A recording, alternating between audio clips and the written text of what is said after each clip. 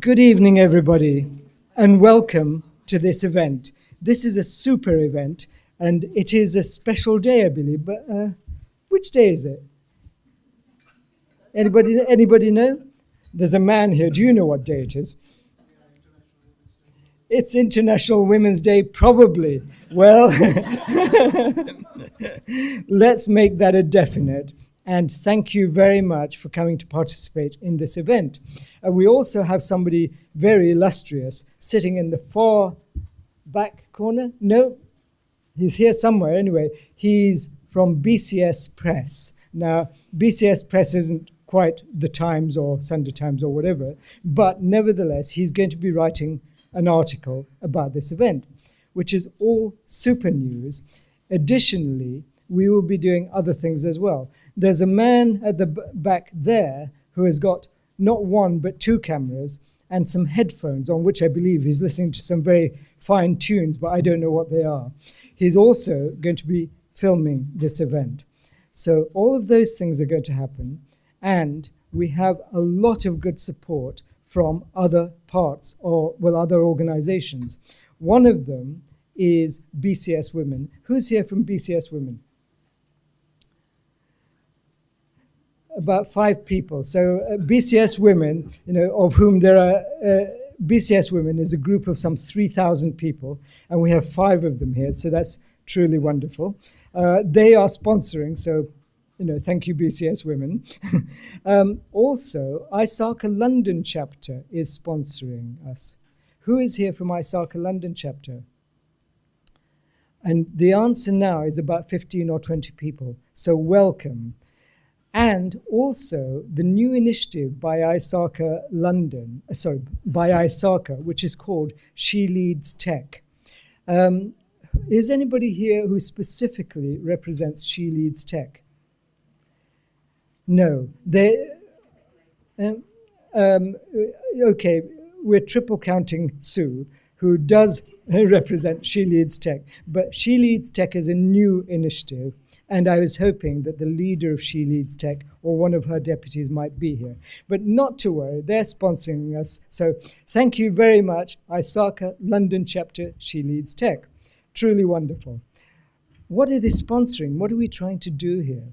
Well, we are trying to follow an example which was established last November. Who was here for the first Wominspiration event on the 27th of November? And about 5 or 6 people, interestingly, half men, half women. And that's the way it should be, because of course what we're trying to do is to achieve equality in our society at various levels. And we keep plugging on about women's events and having events with women speaking and so on. But that's not really the whole story, is it? It's a society where, as yet, mostly men make most of the rules, and that's what has to change. When I look outside, I see half men, half women, usually in different bodies, and I think, 50% women in our society. When I look in organizations like BCS and across the IT profession, I see 15% women. And I hear expressions like the glass ceiling, like gender gaps, like pay inequality and things like this. And I think, why is that? Well, we can make a difference. And BCS is a truly wonderful organization from my view, because in BCS, we can make a difference. And so can you in your organization and the ways that you are participating in different voluntary activities like this one. Okay, I am the chairman of BCS North London branch, but I have a number of colleagues here as well. They're mostly at the back, but there are some members of my NLB, North London branch team here. So thank you to that. They're making sure that people come in smoothly and so on. As far as this evening's concerned, we've got a fantastic opportunity of different kinds. Let me just outline what it is, because I keep being asked that. I hear about problems like, well, you had too many speakers, so you should have let somebody speak for longer. I didn't get to speak to one of the people. Various things like this. There wasn't enough time for networking, and so on. This is an opportunity on a number of counts. One, we have 6 fine presenters. They've been networking with each other already. And typically, from NLB events, we have multiple presenters, and the presenters form links and get on well with each other and keep contact with each other afterwards. Well, that's already starting to happen this evening. We also have topics which are of interest and inspiration, and we try to capture them, whether it's in presentations, and these presentations will be available on the NLB website afterwards, like the earlier ones have been, and so on. They are ones that you can go to, you can look at the presentations, you can pick up the inspirational messages from there, and you can contact people who you've met at this event. But that's about the presenters. As well as that, we have you, and this is your opportunity.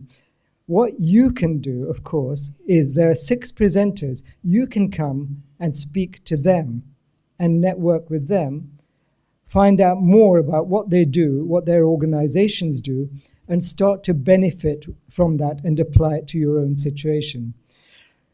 Usually, I find that people do not have business cards. Tell me who does not have business cards here?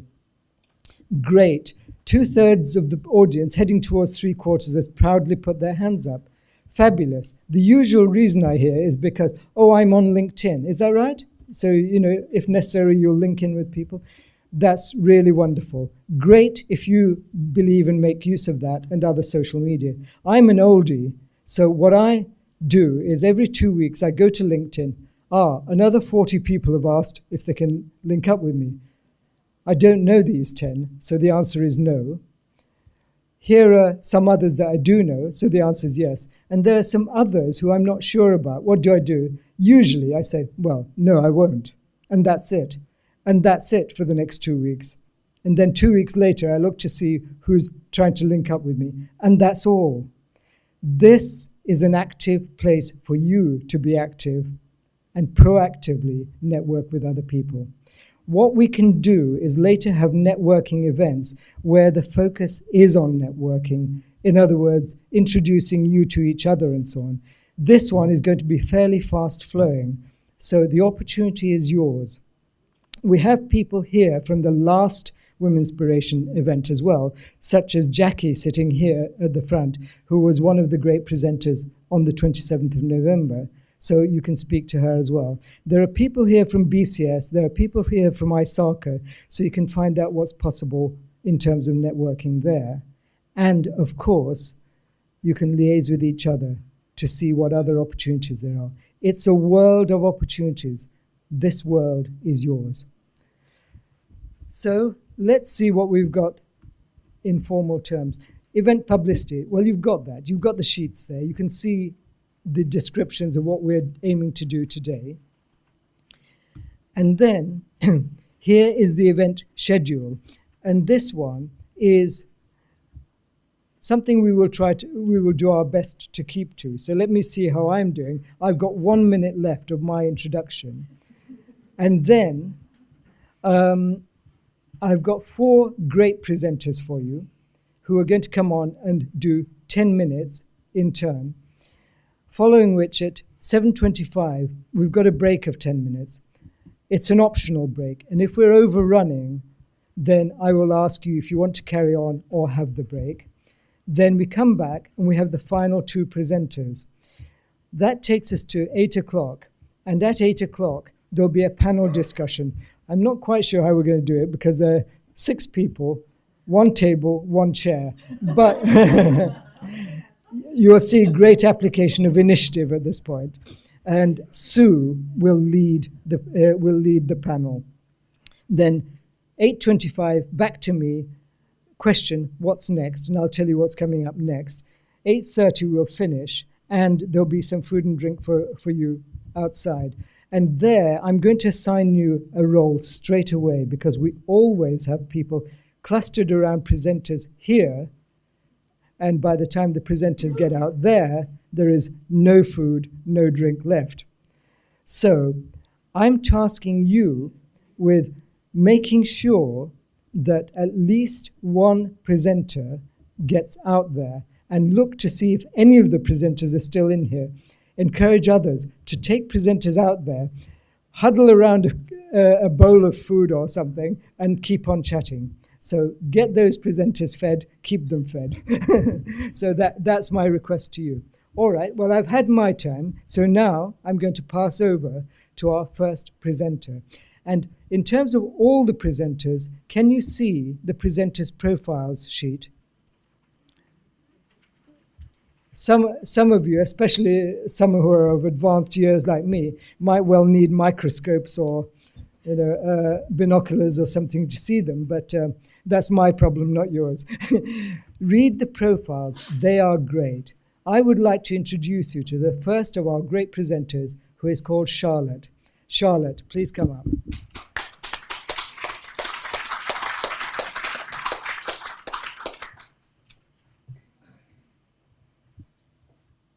So as Dunham said, my name is Charlotte Hutchinson and I am a cloud technical consultant.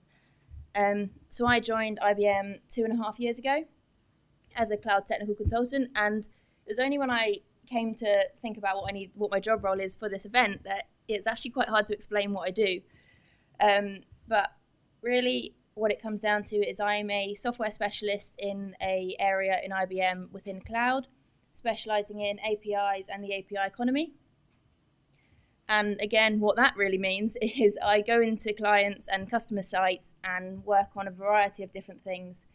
It changes on a day-to-day basis, but I work with customers on their API strategy, how they're going to embrace the API economy. I could be running workshops one day, I could be designing solutions for them, or I even could be coding and developing their APIs. Over the last 2.5 years, I've particularly worked with large financial companies, in particular with the Open Banking and PSD2 initiative, which has been obviously a really exciting and interesting project to work on. Another career highlight for me so far is that last year I was lucky enough to travel to Las Vegas to IBM's biggest conference and present on API Connect, the product, to so many different customers and clients out there, which was incredible. You may also notice that I have another job role on there because I am also lucky enough to be part of the IBM project team at Wimbledon. And my job title there is Technical Trojan, which I quite like.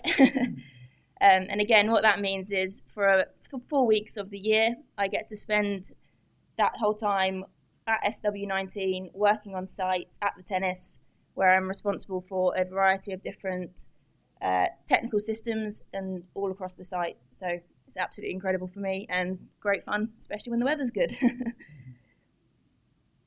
So 7 years ago, I started studying computing at the University of Kent. How did I get into IT? To be completely honest, I don't really know. I still don't know the answer to that. It was a subject I did throughout school, GCSE, A-level, and I enjoyed it, and I was quite good at it, and it was just what kind of happened. When I was at university, I wasn't really sure where I saw my career going or what I wanted to do, so I kept all my module choices as wide as possible. So I went from studying computing law and ethics to medical IT to semantic web or actually application development. So I tried to keep it as broad as possible to try and get as much experience and understand what I actually wanted to do. So one of the challenges about doing an IT degree is that there are actually so many different options and so many different things you can go into. Everyone says that doing a degree in IT can open up so many different doors, and when you don't know what you want to do, that's quite a big problem. So even though these doors are maybe getting open because I'm doing an IT degree, it is also a very, very competitive job market out there, as we all know. So when the university offered me the option to change to my degree to add the placement year, it was something I completely jumped at. My placement year, I managed to secure a job at IBM as in technical support. The year itself was absolutely incredible. I learned so much technically as well, and I was working with real customers, real client problems on real projects, and had real responsibility, which gave me a lot of pressure, but again, an amazing opportunity, and it taught me so much. Another great part of doing a placement year, especially with IBM, is it enabled me to meet so many different people and network and be able to carve out the job that I wanted to do when I came back as a graduate. So for someone that didn't really know what they wanted to do in IT a couple of years before, my placement year really helped, and it gave me so much opportunity to understand and shadow and experience different job roles.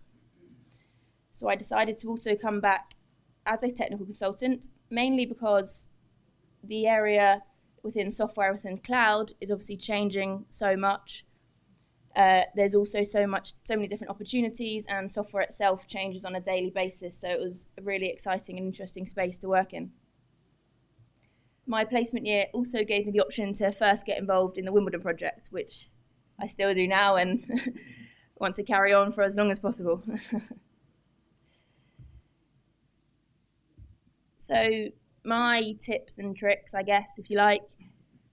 Firstly, I would say challenge yourself as much as possible. When I was asked to present at Vegas at 22 at the time, it really, really scared me, and I knew it was going to be an absolutely incredible opportunity. So I jumped at it, said yes, and to date it's one of my career highlights. Also, last year I was asked to interview Mike Tyndall at an IBM Watson Summit, which again, at the time, it was very, very scary, and I knew I couldn't say no, so I jumped at it, and it was an incredible time. Secondly, I would say not knowing is okay, as long as you're willing to learn. So I didn't know what I wanted to do, and that's not a problem. I used so many different networks I've got. I tried out different opportunities within IBM. I experienced different options, and as long as you're willing to learn and put the effort in, it's okay.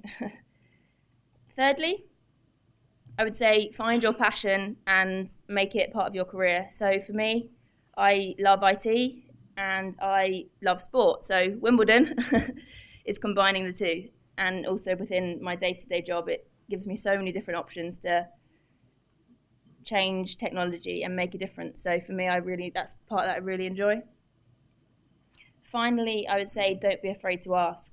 If you're nervous or you don't know what you want to do, everyone can spare a couple of minutes, 5 minutes, 10 minutes in their week to have a coffee with you, to talk through ideas, to talk about different things and understand different options. So definitely, I would say go for it and just ask if you need any advice. Everyone's always willing to talk. And I guess that kind of links into my final point about networking, that if you are a mentor or you have mentees, it's obviously an absolutely incredible thing to do, and I would really recommend it. No matter what stage you are in your career, you do have interesting things you can talk about and you can help other people. So definitely get a mentor and definitely get mentees as well. So thank you very much.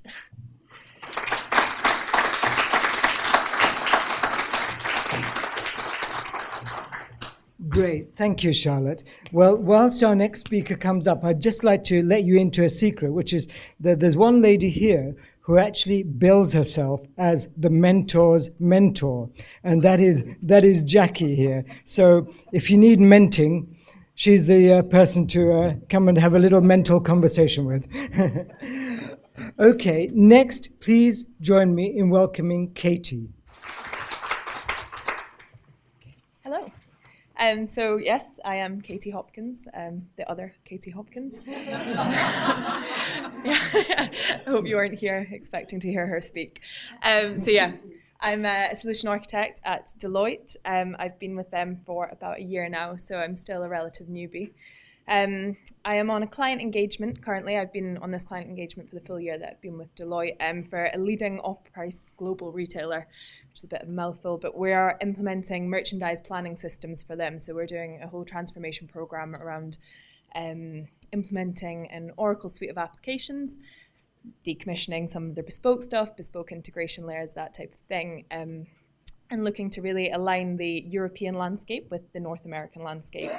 So in my day-to-day, what that translates to as an architect is establishing, I'm sure you'll be familiar with these words, but the as-is landscape, the to-be, what's the solution and where are we going? Having a look at the release strategy, defining that type of thing, and coming up with the transition architectures. So yeah, that client engagement's actually coming to an end at the end of this month, sadly, and I'll be moving on to something different, and that'll be around implementation of warehouse management systems. Same retailer, but a new focus, and I don't have experience in supply chain, so that'll be exciting.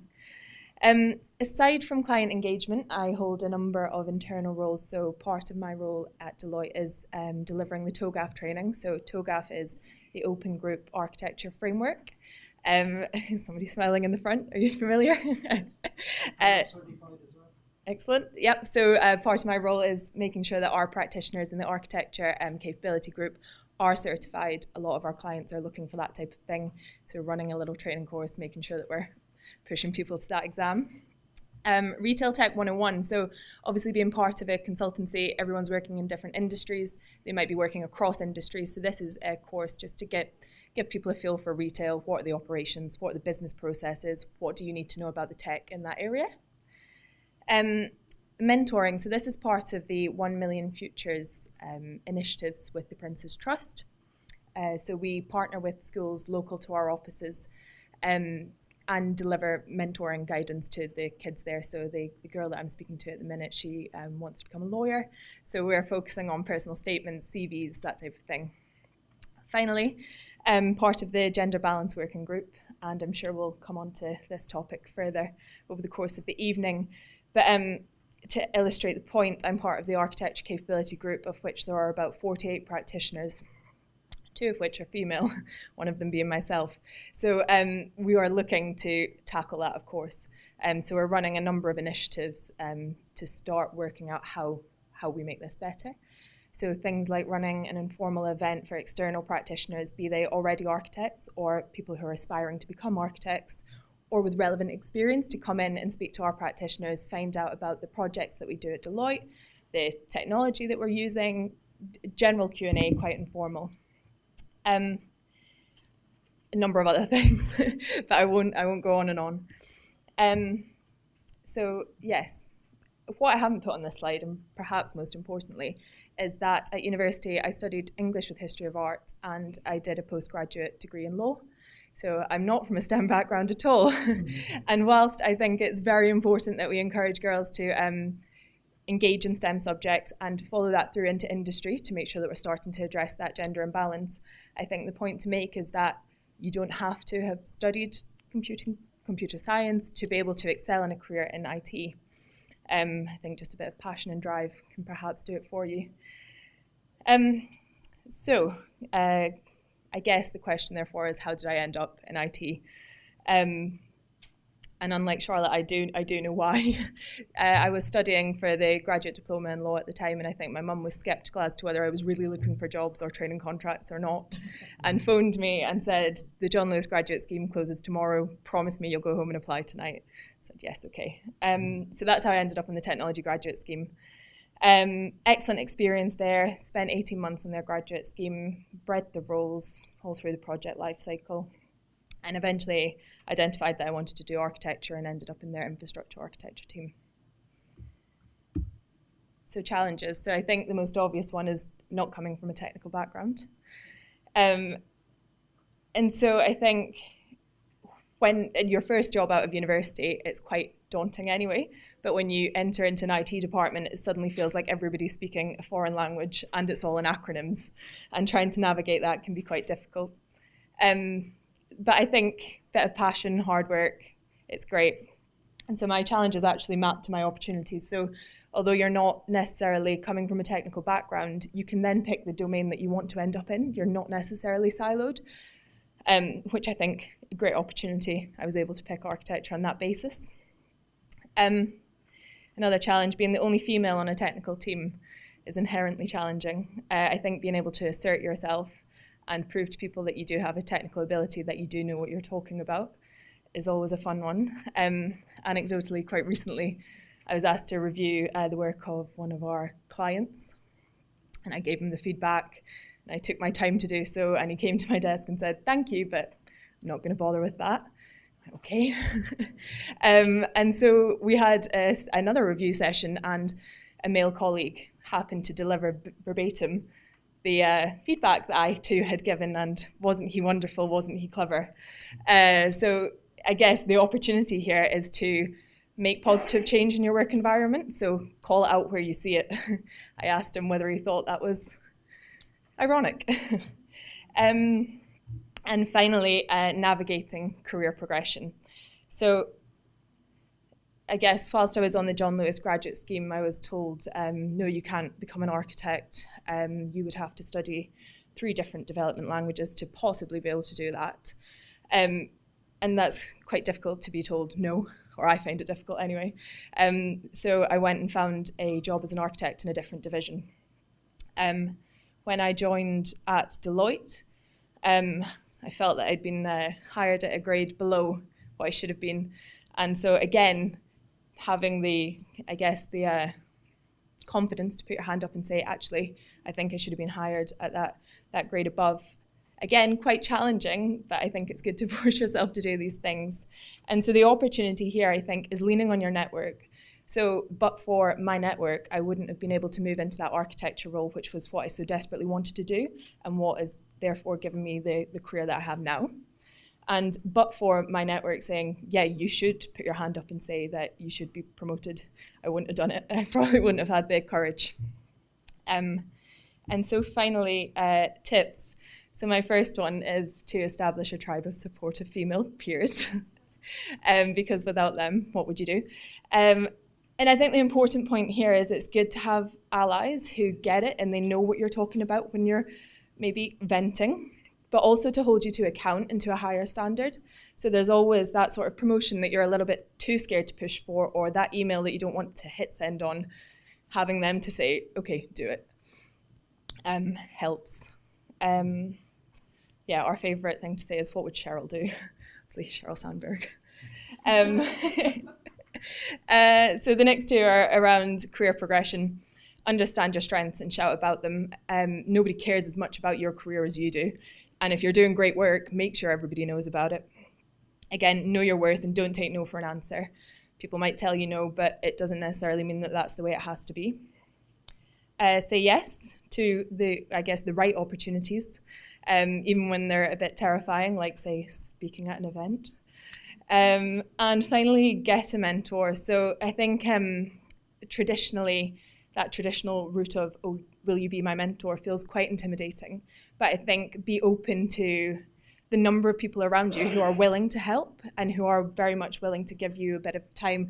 Again, it's sort of mimicking what Charlotte said before. And finally, networks, more acronyms. So the first one being Women in Technology. These are internal to Deloitte. Women in Technology, Women in Leadership, 2 very closely linked networks, wonderful networks, love them. A&I being my capability group, architecture and integrations, and then TS&A being my wider service line area, technology, strategy and architecture. I remembered them all. Externally, part of We Are Tech Women and graduate networks. And so I guess that rounds up everything that I had to say.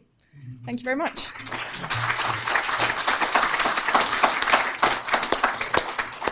Fantastic. Well, you're starting to get the flavor now, and I hope you're picking up some tips and ideas for yourself.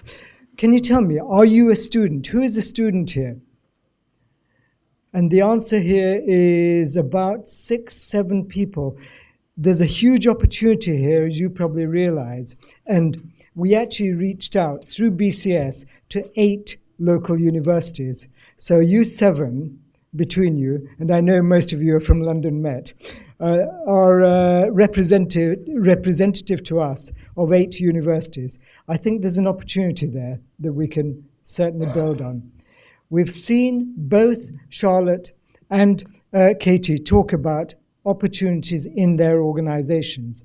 And when Charlotte was talking in Las Vegas, you know, Charlotte, did you have even more people than this to speak to? I suspect probably some thousands. But Likewise, you can see it's always a challenge to present about yourself, but it's always an opportunity as well. It's really good chance to assess what you're doing as well. And are you getting some ideas from this already? Yeah? Okay, good. I do apologize about standing way over in this corner and thereby disadvantaging people over there. I have tried to get that adjusted, but this is the Leading Edge Institute for IT, so come back next decade and we'll see what we can do. In terms of the Institute for IT, our next speaker is very well versed in BCS and in BCS groups. She is also very much a multifaceted individual herself. I've been liaising with her about BCS women and trying to get more BCS women, the 3,000 here. So Nadia, thank you for managing to get 3 people here. And I know you tried. But Nadia herself is a very interesting case in point. You can read about her profile, but you'll see that a lot of the first things she did at university and so on were actually in France. She is completely bilingual, and not only that, she also has other talents as well. She is an expert in artificial intelligence, as well as working in the city, and her background is JP Morgan and so on. So, Nadia, or an artificial equivalent of yourself, please come and tell us more. Thank you for the introduction. I'm humbled by it, and I'm not a robot. I'm real. So, Shall we give you a 2-minute test? yes, please do. So first of all, I wanted to say thank you very much for inviting me today for the International Women's Day. The theme of this year's International Women's Day is about Press for Progress, which means to build together a community, sorry for the sound, to build together a community. And I think events like this, gathering men and women aiming for the same goal, is reaching to that. And I thank you all for spending some of your time to come and listen to us. So I hope through the presentation, there will be some items that you find interesting for your own career, and I'm hoping to learn from you all later when we talk during the drinks. So, where do I start? So, as you said, it's easier to talk about your own topic. So, for example, on the financial sector or on artificial intelligence. So, starting talking about yourself and taking the time to talk about it is a bit different. So, what do I do now? I work as a strategist and improvement lead for an investment bank. And I'll come to what it consists a bit later. And as you nicely explained, I'm a member of 2 committees within the British Computer Society. The British Computer Society, the Women's Network, which promise. We are working on it. We're working on that. And then the second one, which is the Artificial Intelligence Specialist Group. So what do we do? There's a couple of events that we relaunched the Machine Intelligence Competition. And if you're interested, please come and talk to me about it. We have every year 3 days or a conference in Cambridge covering the different topics related to artificial intelligence. And as well, we specifically have 1 day for students who want to either pursue their study in artificial intelligence, and that day is called FAIR. So if you're interested by that, please come and have a chat with me later. So I've always worked in the financial sector. So as you explained, I started my career at JP Morgan, but what do I do now? So usually as a strategist, what you have to do is to look at the situation of a department. I'm attached to the Department of Product Control, which is part of the financial department. Are you familiar on how financial investment banks are structured? So, okay, perfect. So it depends. So what do my role? It varies. It could be working on policy implementation on the departments, or working with the trainer on how to see how these policies are going to be implemented and what are the changes that we will need to do. It could be related to business processes or actually technological changes. That's where my technological background comes into place, and it's really handy. So when I work, so sometimes, as I always say, sometimes you start with a blank page and you have to try to see how the big picture is going to all fit together, and then see with the different departments what are the resources that they will need, and then build the picture in order that we answer the need of, for example, the last one was about MiFID. You must all know about it. You all know about GDPR coming along. So these are kind of things when we look at policy side.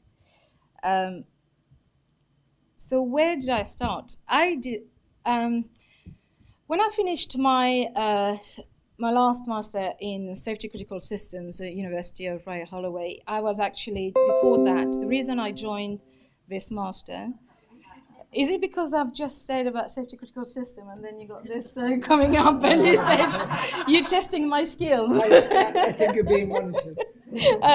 You are testing my security skills. We have a lot of people from ISAC here, so it's okay. So before that, I've actually completed my MPhil in artificial intelligence and databases. And in the back of that, for people who are not too familiar with safety critical system, it's and formal method is a certain method to be able to help us design more secure system.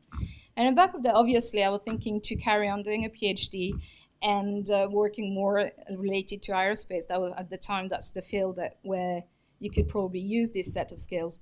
And then when I was at Royal Holloway, a lot of investment banks came to university, and you have these graduate days, and I always loved economy. So that was always an interest of mine, and that's how I joined JP Morgan in their graduate program. Similarly to Charlotte and to Katie, graduate program has been actually one of my best experiences in my career. It allowed me to build up certain skills that I didn't have, and it allowed me to use certain skills that I have and to apply it to a different field, and not to the field that I originally thought I will apply it to. So, two aspects, I would say.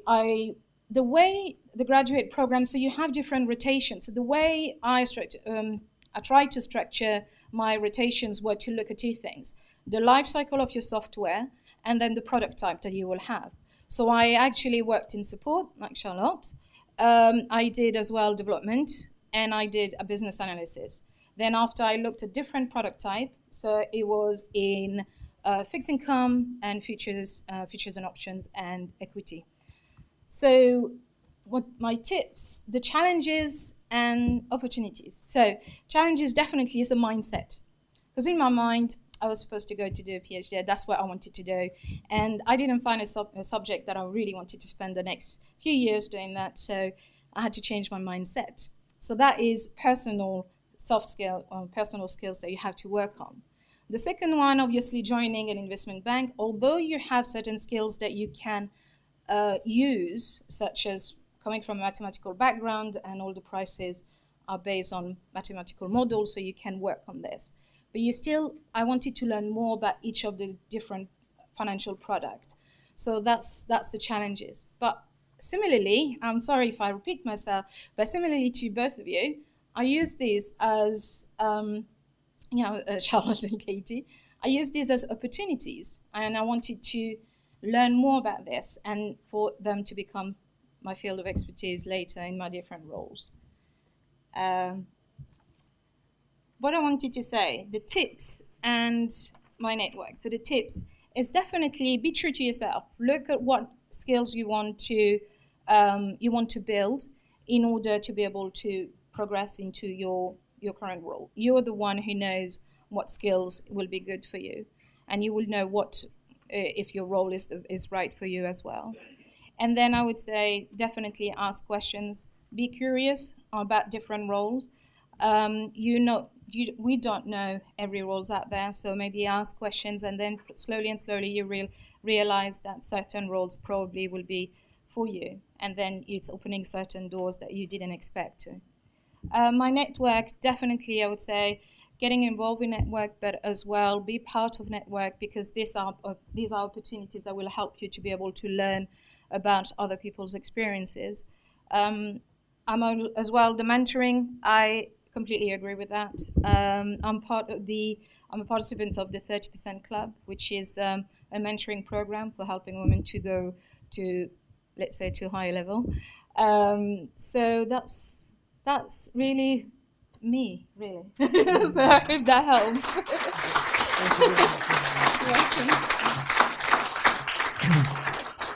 Great. So you've spotted the plot, I think.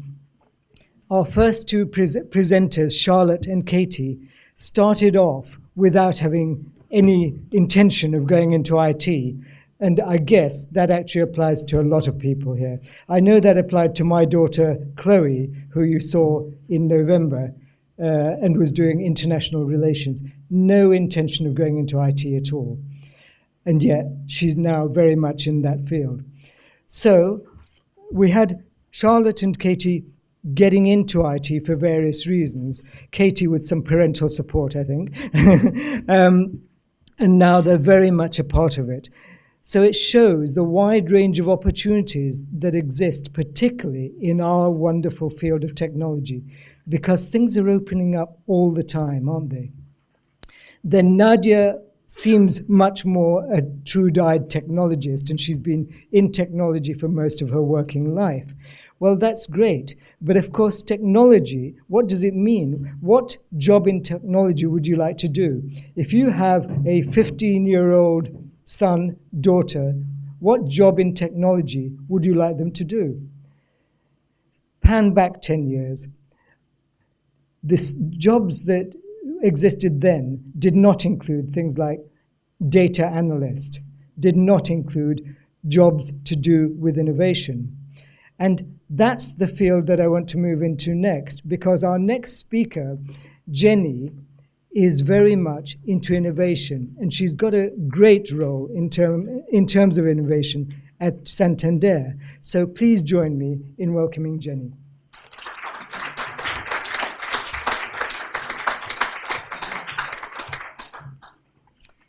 Hi everyone, and thanks to Adam and the team from BCS for organizing this great event. It's super to be able to spend this time together to reflect on how far we've come, as well as to think about what we can do over the next 100 years to influence more women getting into tech.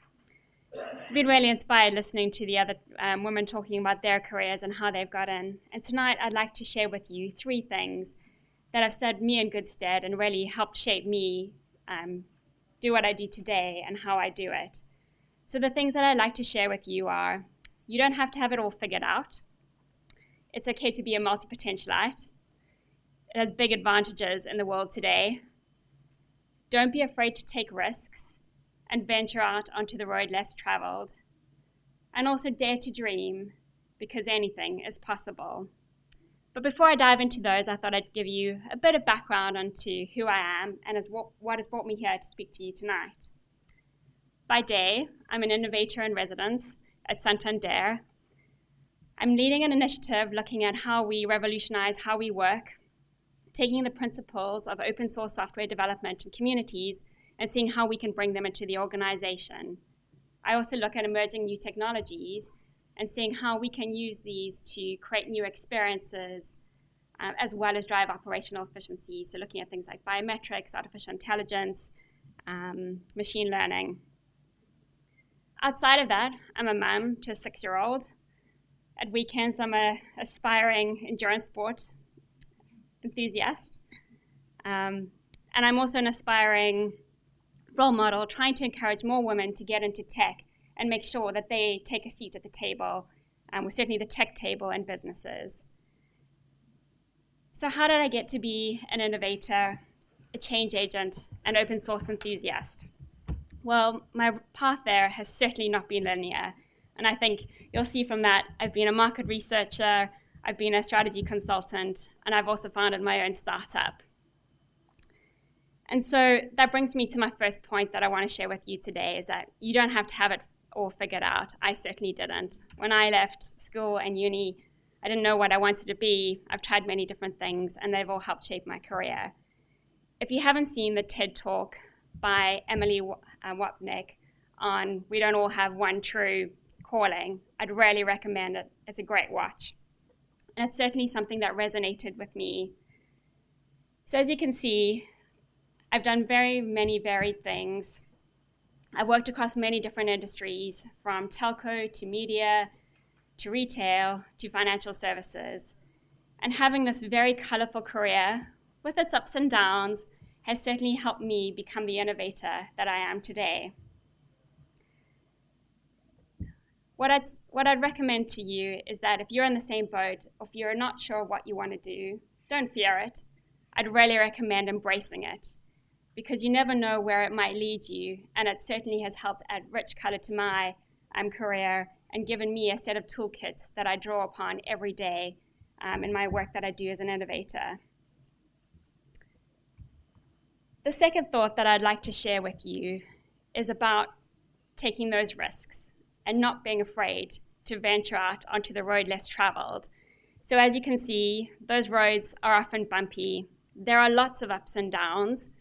Often they'll feel like you've got storm clouds overhead, but what I can promise is that there will always be a silver lining somewhere. So starting my own business was certainly venturing out onto this road less traveled. I learned a lot as a strategy consultant. I consulted to many different businesses, and it was really about how do I apply that in making something of my own. And what I learned with that is that I had to, figure out how to register a business, start this e-commerce business, build a website, learn how to be an importer, figure out how I was going to do distribution to my customers, and get feedback from them. And this wasn't easy, but it was a great challenge, and I certainly learned a lot from it. And what I didn't realize that after successfully launching it, I was to leave it all behind and relocate to London with my husband and start all over again in something new. So what I'd really encourage, if you haven't embarked on that road less traveled, I'd really recommend you do it. As I said, it's not an easy one, but it's really exciting, and I've certainly taken a lot from it that has helped me in what I do now. So the last thought I'd like to leave you with, and it's a bit of, all of these are my tips and tricks, is that don't be afraid to dream, dare to dream, because anything is possible. And so you're probably wondering why I've got this slide there. Well, a couple of years ago, I got into the crazy world of endurance sport. And one of the events I participated was an Ironman. Now, this is a pretty tough event, and I decided to embark on my first Ironman. I trained really hard for it, put in the time, and what happened on the day? Things didn't go according to plan. And so I think this was a good life lesson, because sometimes as much as we put in the time and effort, we have to be prepared for eventualities that we're not expecting. And so I got really bad stomach cramps, which made the run, which is the last stage, incredibly difficult. But I persevered and crossed the finish line. I could have hung up my running shoes and bike helmet then, but at the awards dinner the next night, the anything impossible slogan, which is Ironman's mantra, came back to me, and I dared to dream and thought, could I do this again? Could I take what I had learned from the this last race, try some different things, and come back stronger the next year, which is what I did. And I'm proud to say that I took on those lessons. I surrounded myself with a network. I finished stronger, bettered my time, and finished in the top 10 in my age group that year. So what is this relevance in the work that I do today? Well, I've tried to apply this mantra of anything is possible into things that I do in all aspects of my life. And this has been true in starting my own business, but in also the work that I do now in a corporate. And so what that's meant is taking on challenges on things that have never been done before, or that I certainly know nothing about. And one of these examples is that when I was asked to lead the initiative on open source within Santander, it was a field that I knew relatively little about. But I thought, you know what, anything is possible, and we can make this happen. And this is only possible because of networks. And so, I reached out to these networks, and these networks can take very many different guises. They could be family, friends, colleagues, or sometimes even people you don't know. And so what I'd really recommend is don't be afraid to reach out. I mean, I did it. I did cold calling, people I didn't know before, or else I tried reaching out through connections that I had.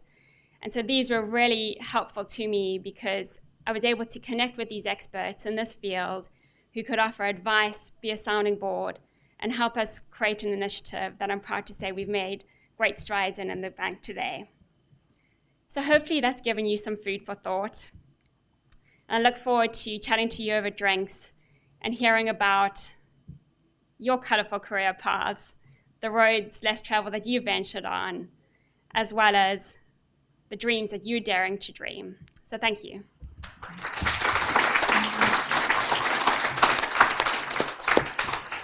Fantastic. Well, there's yet more inspiration there. And I don't know if you're finding there's anything of an endurance test, are you?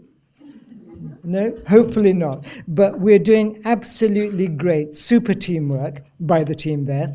And the next presenter is Jennifer Dean.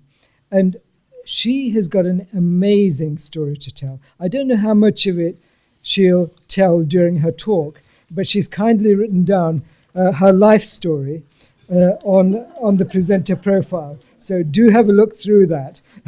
And what I know is that I've been a big fan of Jen's for a very long time, since I heard about her technology background and how she became a lawyer. Now, that's an interesting thing to do, isn't it? I wonder how she did it. Jen, perhaps you'd tell us. Please join me in welcoming Jennifer Dean.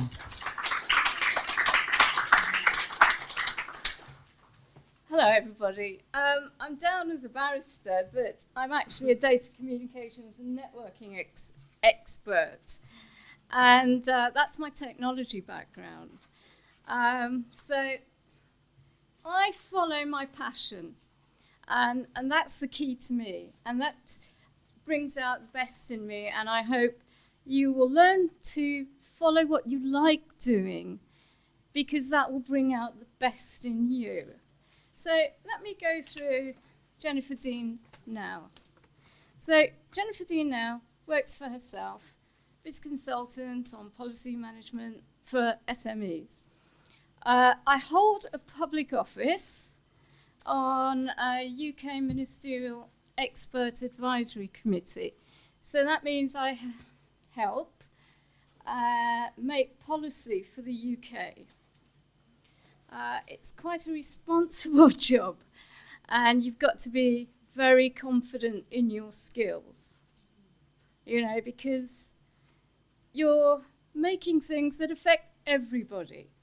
So I chose the area that I'm very passionate about, which is the environment and DEFRA, because when you read all these papers, you've got to find something to get through it. And so that's what I do at DEFRA, as part of a committee of experts. And you'll find me listed on the government website as one of their legal experts. Now, and then I'm at self-employed, so I'm still following what I do and what I like, because that brings out the best in me. I don't have to fight myself. I don't have to struggle to get up in the morning, all that sort of stuff. Okay, so what I do, I'm passionate about the environment. So I do environmental law, public law, business law, for a committee that directly gives UK ministers advice in environment. We do things on potatoes to cherries to bees. We look after the bees. I'm passionate about that. And every 3 months we get reviews on bees. So my science degree, my higher science degree, is what allowed me to become on that ministerial expert committee.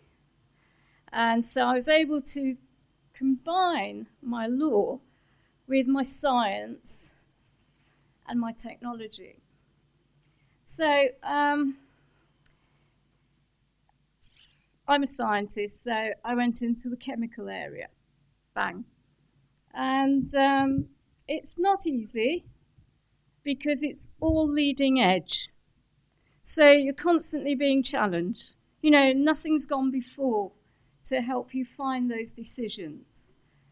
So that's what I do at DEFRA. And I also work with small businesses and startups. I talk about Brexit and I work on Brexit, not GDPR. So other people can do that. Right, so then, when I was younger, I didn't finish writing up my PhD in biophysics because, life hits you. Parental responsibilities. So I left uni, took a local job, did part-time weekend course in computer programming. I'm a COBOL and Fortran programmer. A couple months ago, they were looking for a COBOL programmer, but I said, no, thank you, I've done that. But how I got interested in computers in those days, because I started seeing the word computers in the newspapers, in the articles, and I was just fascinated. What is this? What is this? And so I decided to go and learn, and I paid for my own training at the weekend because I was that interested in it. And interest is the key to me and how I get from where I am to where I want to be. Sometimes you don't know where you want to be, but it's always nice to have little plans. Okay, so what was I doing then? I was a shop assistant and training retail manager when I left my PhD. I was in WH Smith's in Brent Cross. Thousands of people would walk in. And I was actually learning, and I was on their business managerial course because I said yes. I say yes to training. Always I say yes to training because that's the key to your success as well. Your knowledge base can get you places. And so I ended up running a department and learning business psychology, which I use now, funny enough, when I advise my clients. And customer service, because you always have to have a rapport with people in whatever you do, whether you're working, whether you're socializing, whether you're networking, you have to be able to have a rapport. So we were predicting sales, ordering, doing all that management stuff. But the interesting thing that happened was this point of sale technology that came in. And that gave me a skill that's still current now. Back office systems, sales, what happens at the till, how money comes in, how it goes out, how businesses actually work, the nuts and bolts. And I used that skill when I became a lawyer in employment law and business law. So I've always managed to interlink my career skills, taking things from what I've learnt. So let me just go on. I do have a philosophy when I was younger. It's not changed much, but because I was looking to be employed, looking to find work, I had this, after 1 year, move on up or move on out. It's not about ego. People are monitoring you for your performance in your job, but you should always monitor your employer, that you're getting learning or training, your performance review and a pay rise, or you're being promoted, okay? And when you're young, nobody tells you these things. And one of the things that brought out was the fact that as a woman, I always got less pay than the blokes. Especially when we were contracting. Blokes who had more confidence, they asked for more money. And it wasn't until a couple of years as consulting that somebody said to me, your contracts are a bit lower than other people. Because, you just don't know where to pitch yourself. Okay? And that's where your training, your skill comes in, and your expertise. Because that gives you the confidence to know what you're worth. And so you should always look at the job scales in your market and see what the salaries are and so forth. Okay? So know how you like to work and what you look for in your work. because that way your day is productive, it's enjoyable. You actually know why you're there. You know, you can say, well, I'm here because I've got my mortgage, but I'm still doing something like training or learning something until I find the right job. You've got to know why you're in your work, because you're going to spend a lot of time doing it. So I left WH Smith, qualified in management. So the minute I got my training, bye-bye. Okay, time to move on. And I went to work in part-time FE as a science technician and a science lecturer. And I did part-time IT consultancy with local firms. And not having a full-time job and trying to do your training and pay for training was like amazingly expensive. You know, a network course was like, you're talking £800 and something like that. You know, so these were like challenges to training. And so when you find training or jobs with training, it's something that you will always have with you, you see. So in the smaller firms, there was lack of resources, and so I had to choose very carefully. And also I had to choose what I liked. So that was databases, networking, and communication systems, because they were the developing areas. And I like developing areas. That's something that I knew would interest me, not being a programmer.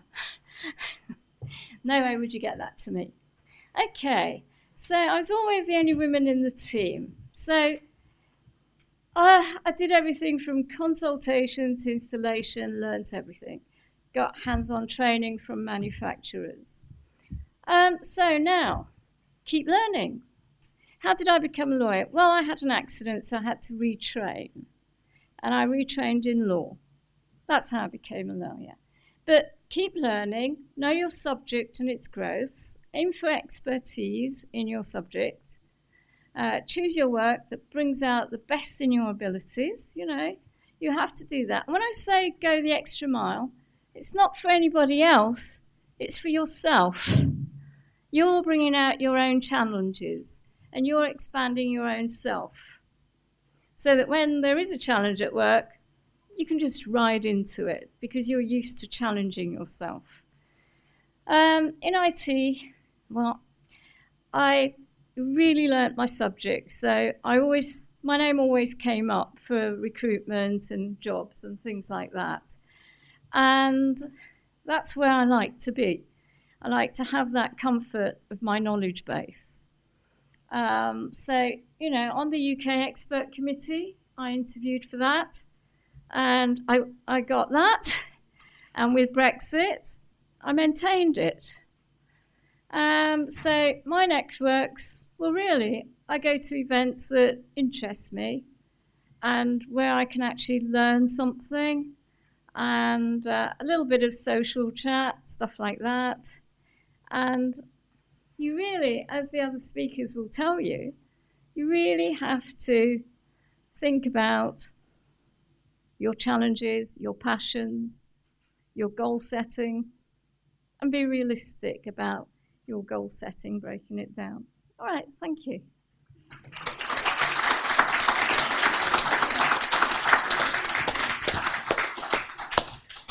Great. So we've moved from the world of IT into other fields that use IT, such as law, and Jen has ably demonstrated the application of that. Now, she's also mentioned about the value of networking and of BCS and other organizations like this. Our next speaker is somebody who's got a vast amount of experience in dealing with high-level organizations and so on. She was actually in the Bank of England for a good many years, although it doesn't say that in her profile. And she's dealt with governments and others in terms of governance, if you will, so how to manage the organizations better. So she's got a huge amount of high-level consultancy skill that is pretty hard to come by, I'd say. But we are very lucky to have acquired Sue Milton.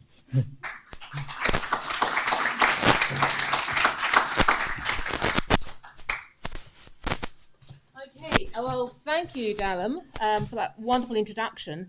And can I just say, this is going to be a really hard act to follow. I am so inspired by you lot. So if I do really well, it's actually thanks to them. And if I do really badly, well, we're just going to have a glass of wine. Now, what do I do now?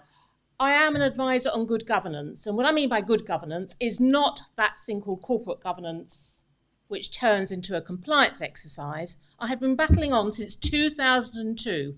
For organisations to do well, they have to behave well. That's acceptable society, because damn it, society should not actually pay the penalty for failure. So I've always been saying, actually, when your organisations think about the behaviour and relationships that are encouraged within the organisation and across the supply chain. Focus on the customer, client, always first. Put them that together. You're a fantastic organisation. 2002.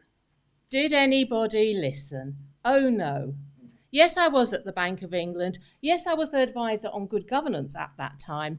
And, well, what we ended up with was a financial crash. And guess what? Coming out of it, a couple of really great things. Let's work on the culture. Oh gosh, that's behaviour and relationships. Well done, everybody. Give them a round of applause. Didn't listen to the woman. Okay, so sorry, I stepped back in the past there, sorry. I was a bit passionate about governance, as you can see. Anyway, I thought the only way to try and get my message across, really, was probably now to work for myself. So I do have my own business. It's an associates of a group of people around the world. I have to say, I am the only woman in my group of associates. None of them are IT technical. So I've got South Africa, Canada, Spain, New Zealand. That's kind of, India. That's kind of where we're all dotted.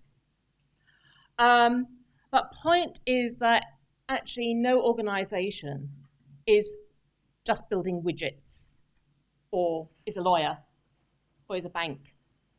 Like it or not, whether you're big or small, we are institutions that have whatever we're there for, plus engineering and technology. And if firms don't get that now, then actually they are going to fail. So we all know that. So what I do is try and make that really, really clear in organisations that to perform well, you've got to integrate all those things, as well as the behaviour and the relationships, culture. And that is institutional excellence. I'm really, really passionate about it. So if you're really trying to simplify that, it is making sure the organisation is capable to always achieve a high standard in all it does and be able to carry on doing that regardless what's thrown at it. 24/7 resilience. And I'm trying to encourage firms to realise that whether they like it or not, IT is now leading the way they're going to be doing business. And it's really, really important they understand that so they can take control of it. Otherwise, they will be led by the nose, and I want to avoid that. So that's what I do. When did this all start? Well, it's kind of a familiar story. I didn't set out to go into information technology. I actually came out thinking I need a job. And so I started ringing up some people and said, hey, do you need anybody? And I rang up the Bank of England. Because my dad says, aim for the top. And from his point of view, who sits at the top of all the banks? If you're going to start looking at the financial sector, and hey, we're living in London, go to the Bank of England. So I just rang them up. I said, hey there, I'm looking for a job. Any vacancies? Oh, come in for a chat. So I did. I came in and they said, that really inspiring woman, Margaret Thatcher, whether you love her or hate her, was going in for market deregulation. Systems in IT had to change. And they were desperate to get staff. So in fact, sit down there. So here is an aptitude test. Are you capable of being a computer programmer? Hey, you passed. Welcome to the Bank of England. Hooray! So in those days, please remember, the computer was huge, sitting in an air-conditioned room.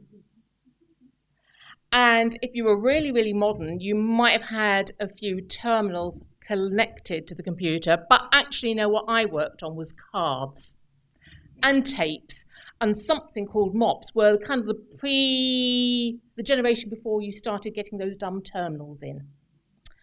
And the jobs were programmer, analyst programmer, systems analyst, system tester, operations in the machine room. And that was kind of about it. You didn't have to have an IT background. My degree is in management and German, so that was completely... I'm not even an economist at the Bank of England, for goodness sake. So there we sort of have it. So in we go.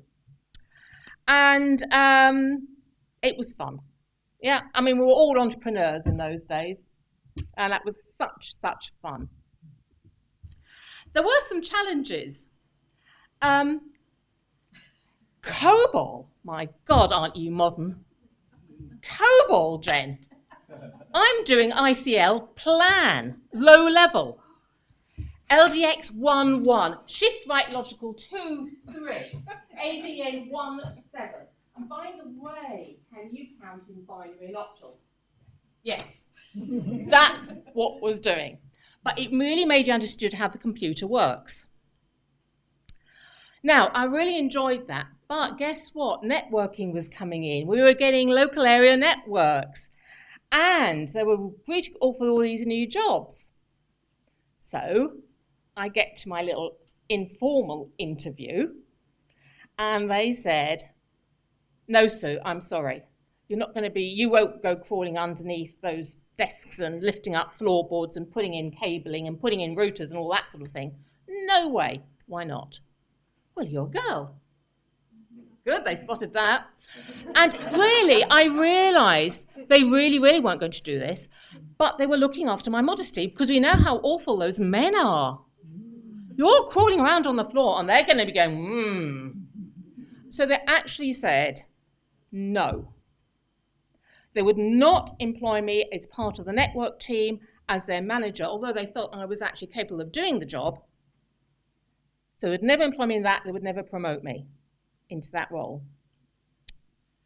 And that today is almost unthinkable, but they told me that to my face. So 10 out of 10 for honesty. Was that helpful? At the time, really disappointing.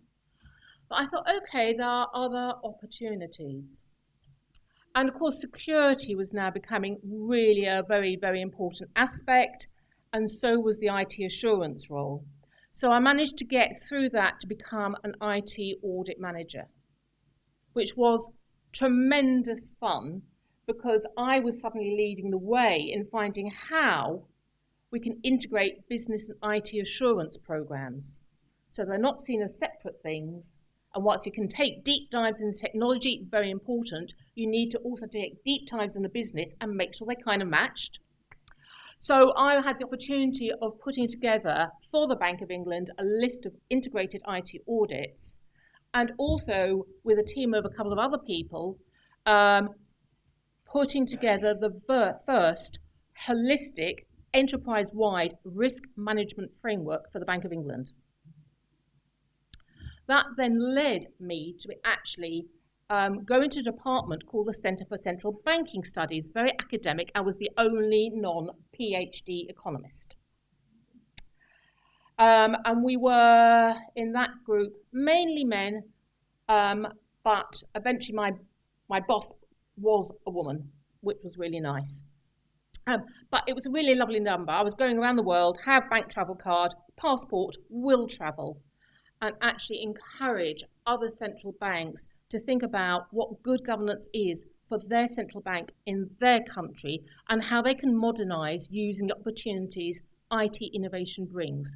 And along all of that, obviously, the vulnerabilities and the complexities, and how do you manage to upskill your particular staff. Loved it. So what helped me on my journey with the ups and the downs? It was finding the buddy, the friend, the mentor. And I had two great ones. One's turned out to be a lifelong friend now, and the other was a gentleman, actually not in information technology. But he was somebody that had a good grasp of business common sense. So somebody, with my buddy who was a technical person, another lady, and him, I was getting quite a good balance. And I felt that going through my career, and what I've actually encouraged other people do, is ask questions like, I want to do this. This is what I think I should do. What do you think I should do? What can I do about it if it seems a bit of a hurdle? And actually, when you've got your game plan together, it can be really rough and ready. Test it out in a safe environment, which is find a friend, find your buddy, get them to do some critical analysis, stand in front of a mirror and rehearse, whatever it might be, test it out. So what I actually developed and still look for is in my networks breadth and depth. Breadth, so I can pick the lawyer's brains because you've got to align GDPR, the legal side, with the technology as well as the business operational side. I want to be able to speak to the IT data architect. So she can advise how best the IT in our organisation should be built for the most effective and efficient approach to what we need to do. So in the end, my networks have turned out at the big headings, ISACA, and now I'm part of the UK-wide She Leads Tech, BCS, which of course means you. But IT does not live in a vacuum. We do actually have to work with businesses, for businesses, in businesses.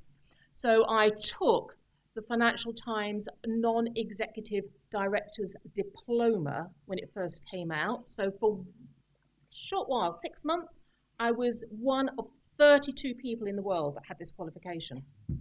It was new. And now I think they've got something like 4,000 sort of alumni. I'm also a member of the Institute of Directors. And really what they give me is understanding what the board believes is important. And then I can bring in some of those common sense challenges, but really remind them that from now on, strategy has to include IT. And that's back in that circle where you and my IT networks come together. So, thank you very much.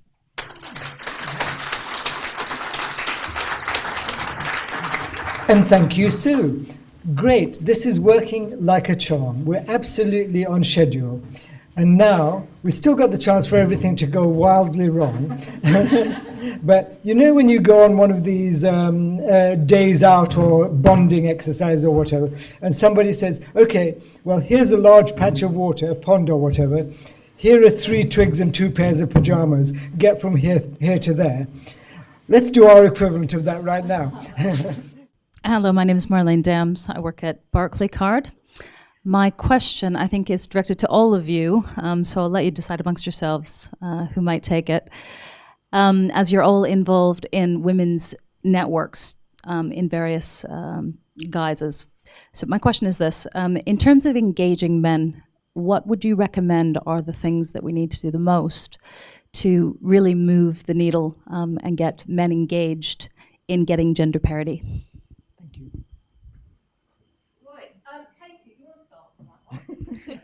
Sure. It's a tough one, I would say. I think what I do quite often find is that whilst men do want to be good allies, whenever I start talking about women in tech, they often roll their eyes. So I think number one, perhaps we need to start calling that out a little bit more. Aside from that, what I think organisations could do, I was speaking to this gentleman earlier, at RBS, they're establishing a male ally network and formalising that. And I think that that's genius. And I'm going to take it back to Deloitte and start shouting about that. So I think it's being a bit more brash and a bit more vocal. And also, anytime I get into a conversation with a guy about this type of thing, I try and highlight why it's good for them too. Gender balance is about gender equality. And if things are more balanced, it's better for everyone, and it's about highlighting why that is. Sort of better performing teams, better parental leave. That all of these things come with that, and it's highlighting it and making sure that everybody's on the same page. Is my take. Nadia, do you want to add something? So what I would like to add to this, I think it's all about community. So men has a very important roles because they will have women in their lives, their daughters, their wives, their sisters. So I would say probably talk to them about technology, because probably it's not in their path or they don't even think about it. But if you suggest that to them and then try to get them interested in that.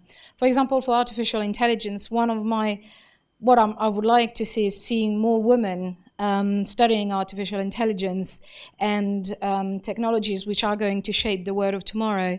So women network are helping each other, but the men have a very important role, which is to mention that to the women which are around them and to show them that actually this field is accessible for them. So I think it's the work together that we can change things. Hi, my name's Jackie Hogan. My question is this. What advice would you give to a girl finishing her GCSEs in terms of why an IT career is a good option? It's a growing field.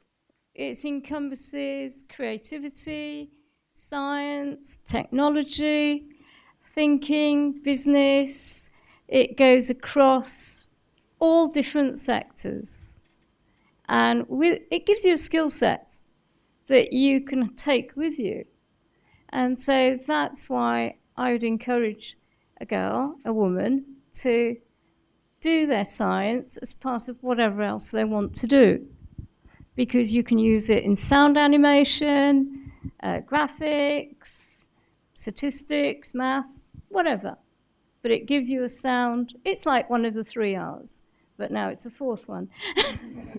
Yeah, I guess why I would encourage someone to go into IT is definitely like to reiterate most of the same points, to be honest. There's so many different career options within IT. It's such a large industry in that anything you could work for any kind of company because everyone is using IT. So you can combine your passion with IT and it just works. And for me, I'm lucky enough to work on Wimbledon, as you obviously have mentioned. I've mentioned. Don't mean to show off. And it's just, there's so much, it's so rapidly changing. It's so the forefront of everything that we do. It affects everyone's life on a daily basis, like minute by minute. IT changes things that we're doing. And so it's just such a great field to be a part of changing the future, really. Firstly, 6 excellent presentations. I've learned a lot tonight. Wominspiration, it definitely is a word. I've been inspired as a man. Just maybe start with an observation. I think that people get inspired by role models. And I know gender networks, women's networks in particular, always say, espouse the benefits of strong role models. And I think Charlotte and Katie are great examples of role models at the start of their careers. I think myself, I expect to, consider role models to be people that are perhaps, several years older than me in senior positions. So I learned something that individuals like Katie and Charlotte can be role models to anyone in an organisation as well. But I'd just like to ask the question, mentoring came up quite a lot in terms of the conversation tonight. And I'm just wondering what role of male to female and female to male mentoring plays in terms of perhaps breaking down some of the barriers and supporting the women's networks. Sure, I think, certainly my experience is that diversity of opinion is really important. And so in my life and career, I've certainly reached out to both men and women because that has helped give me different perspectives and different insights in where to go. Myself as a mentor to a number of people who are early in their careers at Santander, and these are both, men and women as well, is that I think it's helpful to give them different perspectives. So hugely important. I think it's to look for somebody who doesn't have the same background as you, because that can give you, a different insight and get to think about things a bit differently. We've noticed that in IT there are more men and women. Forget the gender gap there. But to me, you need to have mentors from both. If there's so many men, you're going to get a lot of experts, a lot of experience, a lot of advice. Definitely go and ask the men. Don't forget the women. I'm Judy Morgan. I work for the Cabinet Office Government Digital Service. Mm-hmm. One of the questions we talked about gender gap. Yeah. What's your experience of age gap in the technology industry? Okay, for me personally, in that Yeah. one. Okay, my experience is that there is a lot of ageism. And I say that from recent personal experience. All right? I am a qualified IT auditor. I haven't done any proper IT auditing for 15 years. And I work with board advisors, as a board advisor. And I thought, I need to have some cold face experience. I need to know what the real nitty issues are at the shop floor, at the cold face. And I went along to some of our recruiters that are really good at recruiting people. And they were interested, but could not believe that that's what I wanted to do. 6 months, a year, I would really, really love to do it. No.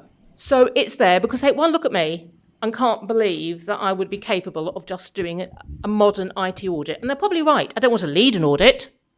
I want to be part of the team and to learn. So I think there are two prejudices, two biases. One is they will look at you and your CV and think, completely overskilled for the job. You look too old. You are too old. And can't believe that you still are capable and willing to learn. And we've talked, especially, from sort of Jen, about always wanting to learn. In fact, the one thing that connects us all is that we're always willing to learn. So recruiters out there, there's a big shortage. Get all ages and all diversity and everybody in if they're interested. Well, you have to look around and see where the knowledge base is. And it's always with people older than you.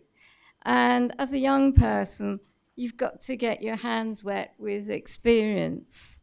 So that's what I can say, because I always go to people who have that experience when I was learning. And it's a strategy, because they can impart things to you. They have a different vision, a broader experience. And in some ways, they can help guide you to opportunities that you won't know about. Hi, my name is Abby Tijani. Thank you all. I found it very encouraging. My question, my question is for all of you, and that is, what advice could you give to someone who perhaps, instead of not just studying something completely different, but has years of experience in another domain, such as, for instance, accounting, and now wants to get into IT? What advice would you give?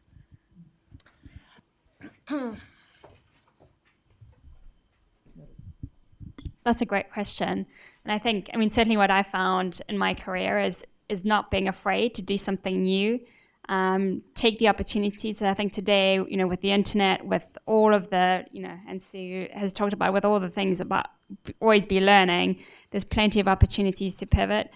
I think what I've certainly found in the work that I'm doing now and with open source, there are many communities out there that provide a really great, easy step into doing something different. And it's about finding those. So if you're interested in getting to tech, maybe look at that. Find some easy things that you could start doing where there are communities that can help you learn a bit more about it. But don't be afraid to start. That's the biggest hurdle. What I would say is identify the people that can help you. I don't know what organisation you currently work for, but I know when I worked at John Lewis, they very much encouraged secondments and things like that. If that doesn't exist, start asking why it doesn't exist. I think getting some on-the-job experience, even if it's for a couple of weeks, shadowing, that type of thing. But fundamentally, I would say identify the people who are going to champion your cause and help you get there. Hi, good evening, and thanks for the very inspiring presentations. I'm Elena Nisolustermans. I am like Sue, an IT auditor, 15 years of experience, much less than you, I'm sure. And we spoke about gap in age, and we spoke a lot about mentoring. And I want to bring to you a different type of mentoring and to ask you, do you have an experience or did you see around reverse mentoring? And what it is your experience in that. And I will give for who doesn't know about that. We think about mentoring as having someone more experienced and wiser and with a wider, let's say, career, teaching and helping a younger person to progress in the career. But reverse mentoring, it is about having a young student, a graduate, teaching the more experienced one about technology. And I haven't seen it so much applied, but where I saw it applied has fantastic results. So I just was just wondering if you saw around, if you had personal experience about it, and what do you think about it? Thank you. Okay. Maybe it's not quite the same, but I actually have a mentee who is I have a couple who are placement students at IBM, and the way I like to mentor them, if you like, is it's not necessarily like me just talking to them or giving them my opinion or my advice or anything like that. I see it as we'll have chats, they'll give me advice, we'll both share problems or chat about different problems we're facing. And that, for me, I know it's only even a couple of years age difference, but it's really, really valuable. And they can offer such a different of opinion that I may not have even thought of just because I've been in business for a couple of years longer than them, and they can just offer, they've been able to give me so many different great tips. So I really do encourage it as much as possible. And it doesn't even need to be that bigger gap for reverse mentoring, to be honest. So we got a couple of examples. So certainly in the team that I lead, we have a number of graduates and apprentices as part of that team, and we've been working to introduce some new tools as part of our initiative to help people learn to collaborate in a more modern and digital way. And the apprentices and graduates have been hugely valuable in this because I guess they're, very used to this new way of working. And so they've been great advocates in mentoring and supporting some of the more experienced and older people in the organization and how to adopt these new tools. And then also, we've put in place, I guess, a formal program for our executive team as well. I'm using these graduates and apprentices to do reverse mentoring, and I know that has been hugely successful. So I've learned a lot through it, and I think there's huge benefits from both sides to learn a lot from each other. Say on that. Well, I'm quite old, as you can see, and I'm chair of law here at BCS. So because people see me as chair of law, they think I don't have IT skills, and they don't think I can set anything on the network. And that's great because I can see all these young people who think, okay, she doesn't know a thing, I'll explain it to her. Well, I think that's great because that saves me reading the latest Computer Weekly magazine and getting all the buzzwords. And that's what I'll say on that. Love it. No, it's a very, very quick one. There was a big meeting of BCS Elite and the Entrepreneurs Group on Monday. There were 40 people turned up to do mentoring, and of the 40 people that came along to listen, 3 people put their hands up that wanted mentoring. And there was only one woman in the room, and she didn't want mentoring. So what I'm suggesting, or what I'm asking really, is whether that's indicative, or whether that's whether we just got completely the wrong bunch of people along. That's difficult to answer because we weren't there, so we can't tell you. But I don't know, has anybody got any insight into what makes people ask for mentoring That's good. as opposed to not? Oh, thank you. Right, I'll jump in here. I think when people go to meetings, there's an element of shyness. There's an element of, I don't know what to ask. Am I being too forward? Am I being too pushy? Do I actually know what mentoring is? And how do I approach? And how do I say hello? That person looks a bit intimidating. All that sort of thing. There's all these barriers to break down. And the openness of the mentors is something that can help and encourage people to ask questions. Because often people go to things and don't know what questions to ask. because they think, well, I don't know who's going to be there, and things like that. With the gender pay gap being out, lots of women don't make it to senior levels, partly because of their commitments and their responsibilities they take along the way. What do you think of that, and how do you think a woman can balance that, and have you experienced that yourself in terms of delays in your career? Thank you. So one of the things that I'm really fortunate is that I have a great husband who's very supportive of everything I do. And I would echo, I think you mentioned Sheryl Sandberg, reading lead in. And yeah, I think I've been really lucky to have somebody who's there, supportive and willing to give up some things as well. So that's probably key to it, that if you want to get ahead, it's about having, somebody within your own family or having that support group around you that can help make it happen. I have a young child. I don't have any close family nearby, so it's relying on friends as well, to help juggle all the things that you need to. But yeah, so don't be afraid to lean in and get other people to help with that. It is possible. It's not easy, but it's worth sticking it out.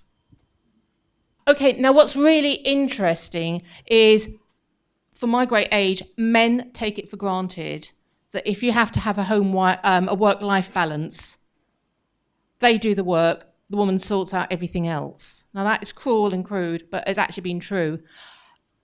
Like Jenny, I have the most supportive husband. We share everything, and I have to actually thank my in-laws because they trained all their children to be able to do everything. So we've gone back a few generations post-war, actually. But that is actually the clue. You've got to have a supportive network of family, probably your partner, if there is one, and your parents or siblings. Otherwise, I don't know how you can manage it. But if we've got time, what I'd like to know myself is from those of you in the start of your career who've got this challenge or opportunity to come, have you got any thoughts? Katie? Okay, yeah, full of thoughts and opinions. So the thing that I notice is that I do see it done quite well, but I work with predominantly men. And so what I do find is that they're shouldering half of the responsibility, which I find so encouraging. And so if, say, their partner is doing the school run in the morning, they're doing it in the evening and they're splitting it that way. What I would also say is that it takes a community to make these things work. And so what are the organizations doing? So at Deloitte, we do have agile working practices, which is both formal and informal. So have those arrangements to make sure that you're able to meet your sort of commitments outside of work. And they also do, which is quite cool that I only found out about this week, 4 weeks unpaid leave if you need it, say during school holidays and things like that. So I think having a great partner is great, but also if your organization isn't doing stuff to support you, then start shouting about it and make sure that people are listening and start to form that tribe and get everybody talking about it. Okay, great. I think we have run out of time, haven't we, Dallin? We have. I want to say thank you to the audience for the questions and for your attention. Well done, you lot.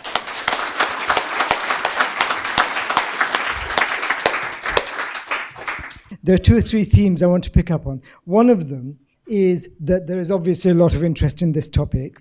Secondly, you know that we've got another event on Tuesday, which is also Wominspiration, with different speakers. Do you know that? Who didn't know that? No? Right. I'm afraid you really fail badly if you don't, because it's actually written on a sheet in your hand. So have a look at that. I strongly suggest come. It will be different people, different flow of things, and equally inspirational. This, of course, has been brilliant in terms of being inspirational, but some of the things I picked up is that there is a great interest in mentoring and networking. Would you be interested in a mentoring/networking event as such? Yeah? Would it be a women's one, or would it be one in general? Who thinks it should be a women's one? Okay, great. Who thinks there should be one in general? Fantastic. We do actually have a group that does this.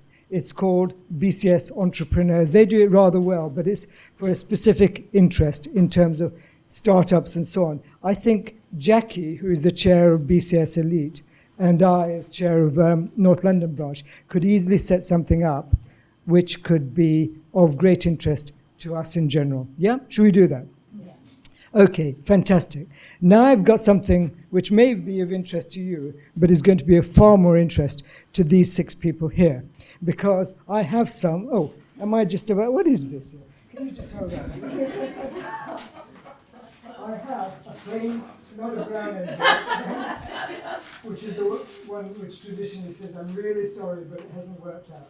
But it has worked out, it's worked out really brilliantly. So I want to, oh, sorry.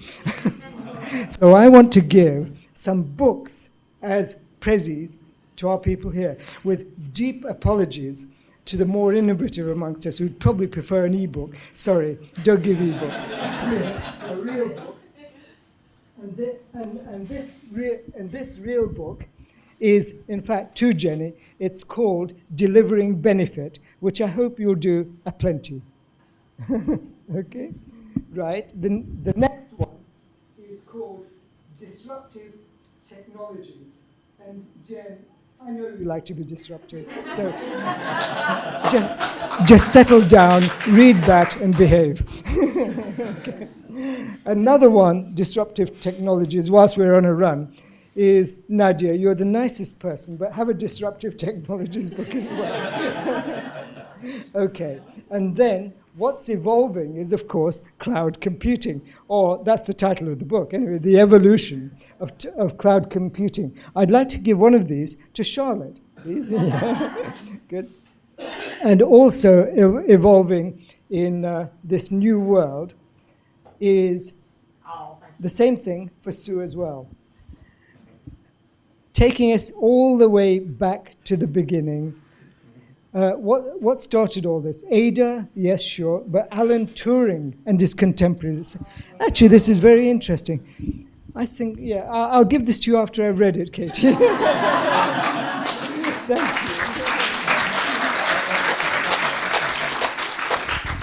you. Great. End of the evening, but only another part of the evening.